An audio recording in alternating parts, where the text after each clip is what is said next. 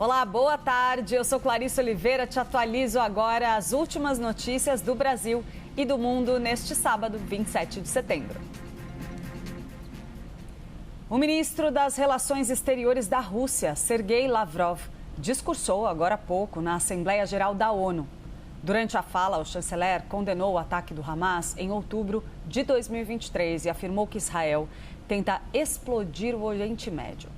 Lavrov também disse que apoia a entrada do Brasil e da Índia como integrantes permanentes do Conselho de Segurança.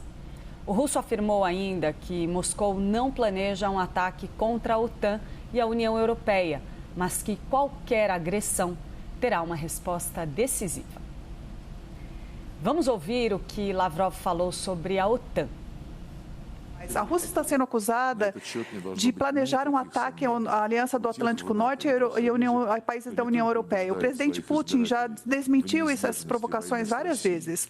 A Rússia nunca fez isso e nunca fará, nunca teve essa intenção. No entanto, qualquer agressão contra meu país terá uma resposta decisiva. Não deve haver dúvida disso entre aqueles na OTAN e na União Europeia, que nós estamos falando que uma guerra com a Rússia, que falam que a guerra com a Rússia é inevitável e estão nos forçando a ir nessa direção. E a China informou hoje que está disposta a trabalhar com a Rússia para elevar a cooperação energética.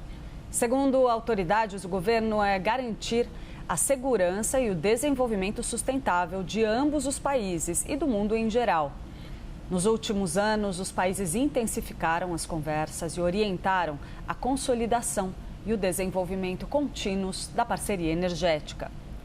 Pequim pediu que os países explorem o potencial de cooperação em áreas como energia renovável e promovam a transição e o desenvolvimento energético. Voltando aqui para o Brasil, porque um avião de pequeno porte, onde estava o prefeito de João Pessoa, Cícero Lucena, precisou fazer um pouso de emergência nesta manhã em uma região próxima à cidade de Alagoa Grande, na Paraíba. Em um vídeo, o prefeito detalhou que a aeronave apresentou uma pane técnica e começou a perder potência ainda no ar. O piloto conseguiu encontrar uma área onde estava sendo feito o corte de capim e fez então o pouso emergencial. Lucena classificou o incidente como um susto e agradeceu aos eleitores e amigos pelo apoio. O prefeito estava na aeronave com outros 2 passageiros. Além do piloto, todos passam bem e não precisam ir ao hospital. Segundo a Prefeitura de João Pessoa, Lucena cumpria uma agenda no interior do estado como parte das articulações da sua pré-candidatura ao governo da Paraíba em 2026. A Força Aérea Brasileira confirmou que o CENIPA, Centro de Investigação e Prevenção de Acidentes Aeronáuticos, investiga as causas desse acidente. A CNN procurou o Corpo de Bombeiros para obter mais informações sobre o caso e ainda aguarda retorno. E quase um mês depois do desembarque do União Brasil da base do governo, o ministro Celso Sabino finalmente entregou uma carta de demissão ao presidente Lula. Só que, apesar disso, ele deve ficar no cargo até a semana que vem, inclusive para participar da entrega de obras para a COP30. Quem explica isso para a gente é o Pedro Moreira. Pedro, muito bem-vindo, muito boa tarde para você. Pedro, a gente está vendo aí o ministro Celso Sabino enrolar um pouco para efetivar essa saída do governo, né? A gente teve um ultimato do União Brasil, ele já tinha anunciado que deixaria a esplanada dos ministérios, só agora entregou a carta de demissão, mas também não sai, ainda fica mais um tempo e a gente sabe que nos bastidores tem negociação rolando, né? Conta pra gente qual que é o clima por aí, muito boa tarde para você. Olá, Clarissa, obrigado. Boa tarde para você também, para quem está com a gente neste sábado. Clarissa, entregou a carta de demissão, mas sem querer muito entregar, né? Ali com uma dorzinha no coração que deu para ver nas declarações que Celso Sabino deu logo depois de se reunir com o presidente Lula. Independentemente da situação dele, que ainda segue indefinida por pelo menos uma semana, mais uma semana, já tem muita articulação para ocupar essa vaga, né? Se ela abrir, se ela ficar disponível. Tem integrante do PT, por exemplo, defendendo o nome de Marcelo Freixo, o atual presidente da Embratur, né, a Agência Brasileira de Promoção Internacional do Turismo, alegando que justamente essa experiência que Marcelo Freixo, o ex-deputado federal, vem tendo na Embratur, poderia cacifá-lo para fazer uma transição mais tranquila no Ministério do Turismo, mas aí há alguns empecilhos, né? Primeiro, a disponibilidade dele para participar, para concorrer nas eleições do ano que vem. Isso o obrigaria a deixar o cargo em meados de abril e o presidente Lula já manifestou a vontade dele de que, a partir de agora, se houver alguma substituição de ministro, que o ministro possa ficar até o fim do mandato, né? Então, teria essa questão. Outro problema seria indicar alguém do próprio PT, né? Marcelo Freixo é afiliado ao PT atualmente, quando o Planalto precisa tentar agradar outros partidos para tentar melhorar a base de apoio no Congresso Nacional. Também tem a articulação do PSD de Gilberto Kassab para ficar com essa vaga. Desde o atual mandato de Lula, Gilberto Kassab expressou a vontade dele de que a legenda tivesse uma pasta mais expressiva, né, com que tivesse mais visibilidade. E aí, para isso, a aposta seria transferir o ministro da Pesca, o atual ministro da Pesca, André de Paula, para o comando da pasta de turismo. E até Celso Sabino também tenta emplacar uma indicação pessoal dele, que seria a atual secretária executiva do turismo, né, a número 2 da pasta, a Ana Carla Machado Lopes.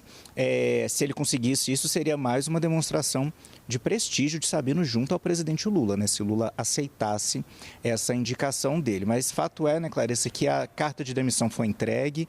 Sabino se reuniu com Lula nessa sexta-feira no Planalto, depois disso conversou com jornalistas e disse que, a pedido do presidente Lula, vai acompanhá-lo na semana que vem em agendas no Pará. O Planalto antecipou a agenda do presidente Lula para a semana que vem. Na quinta-feira, o presidente vai na Ilha de Marajó entregar obras de creches e na sexta ele vai estar em Belém, de acordo com o Planalto. Feita essa ressalva, vamos ouvir o que disse Celso Sabino depois dessa reunião, porque ele faz ali uma referência de datas da viagem, por enquanto não bate com a agenda do presidente Lula, mas é no final da semana que vem. Vamos acompanhar.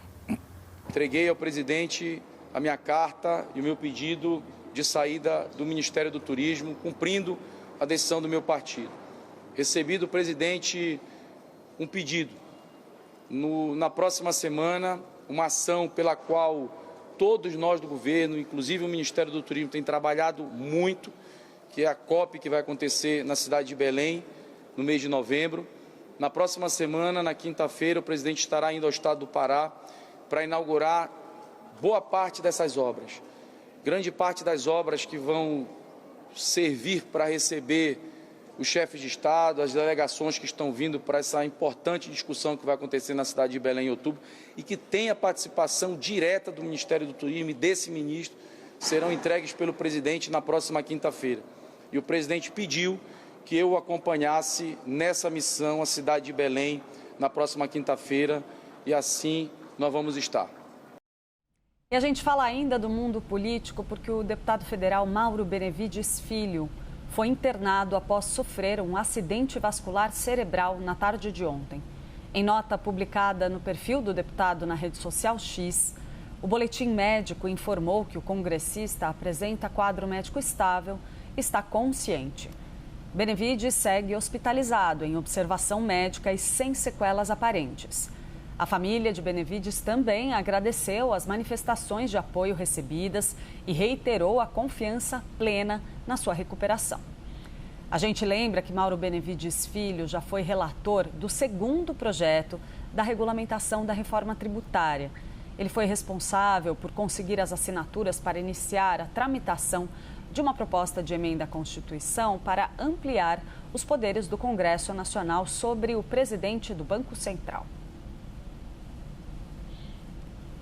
E o ministro da Fazenda, Fernando Haddad, disse que o governo estuda um possível abuso na utilização do instrumento de recuperação judicial. Segundo ele, o foco está em um ou dois setores. A declaração aconteceu em entrevista ao podcast Três Irmãos. Haddad afirmou, não especificou os setores, mas deixou claro que está analisando com calma casos que estão chamando atenção. Durante a entrevista, ele também voltou a falar em estrangular e combater fraudes e mecanismos financeiros que são utilizados pelo crime organizado.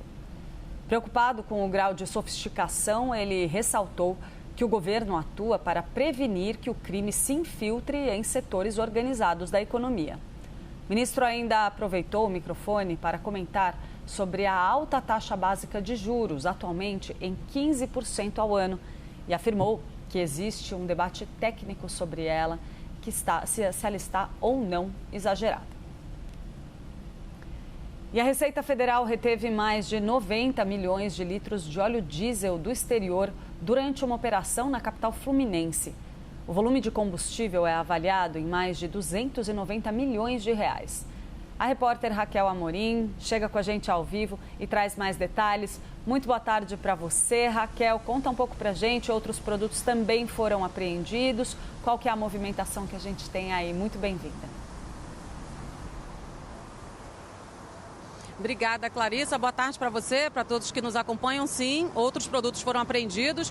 O combustível que você destacou foi retido pela Receita Federal em 2 navios vindos do exterior e que tinham como destino armazéns aqui no Rio de Janeiro e também em São Paulo. Ao todo, foi retida a carga de 91 milhões de litros de óleo diesel, avaliada em 290 milhões de reais, e também foram apreendidas cerca de 115 toneladas de compostos químicos utilizados como aditivos para combustíveis vindos de diferentes continentes. Esses navios, os 2 navios, foram interceptados pela Receita Federal durante uma operação nesta sexta-feira que contou com o apoio da Marinha do Brasil. A ação fez parte da segunda fase da Operação Carbono. Na primeira etapa deflagrada no último dia 19, 2 navios com cargas foram retidos também, uma situação semelhante. Esses navios tinham como destino o porto do Rio de Janeiro. De acordo com a Receita, a interceptação desta sexta-feira foi realizada durante essa operação conjunta. Agora os navios estão sendo monitorados e os produtos retidos serão submetidos à perícia. Volto com você, Clarissa. Muito obrigada, Raquel Amorim, falando com a gente direto lá do Rio de Janeiro. Da capital fluminense, eu volto aqui para São Paulo, porque o estado registrou 9 casos de intoxicação por metanol só nas últimas semanas. Os casos ocorreram a partir da ingestão de bebidas alcoólicas adulteradas. Guilherme Rajão está ao vivo com a gente e traz mais detalhes. Muito boa tarde para você, Guilherme. Oi, Clarissa, obrigado, viu? Uma boa tarde para você, para quem nos acompanha. Exatamente, é um caso que chama bastante atenção das autoridades em saúde, em especial por conta da forma como essas pessoas acabaram sendo intoxicadas por este metanol. A Secretaria, inclusive, fala bastante sobre essas intoxicações por metanol, que quando elas aconteciam, geralmente, era porque pessoas em situação de rua acabavam consumindo combustíveis na tentativa de suprir a sua dependência em álcool. Mas agora, dessa vez, foi através da ingestão de bebidas alcoólicas adulteradas, incluindo o gin, o uísque e também a vodka em contextos aí sociais de bares, o que se difere dessas questões relatadas anteriormente. Por isso, o Ministério da Justiça e Segurança Pública, através da Secretaria Nacional de Políticas sobre Drogas e Gestão de Ativos, emitiu um alerta oficial. As notificações foram feitas pelo Ciatox de Campinas, que é referência no estado, também em diversas outras cidades do país. O órgão considerou os casos fora do padrão, tanto pelo curto espaço de tempo, quanto pela mudança no perfil dos intoxicados. O metanol é uma substância líquida, incolor e inflamável e que pode até mesmo levar à morte, mesmo em pequenas quantidades. Clarissa, volto com você. Muito obrigada pelas informações, Guilherme Rajão, que vai seguir aí também na programação da CNN Brasil. E essas foram as principais notícias do momento. Você fica agora com o CNN Viagem e Gastronomia. A gente se vê daqui a pouquinho. Até já.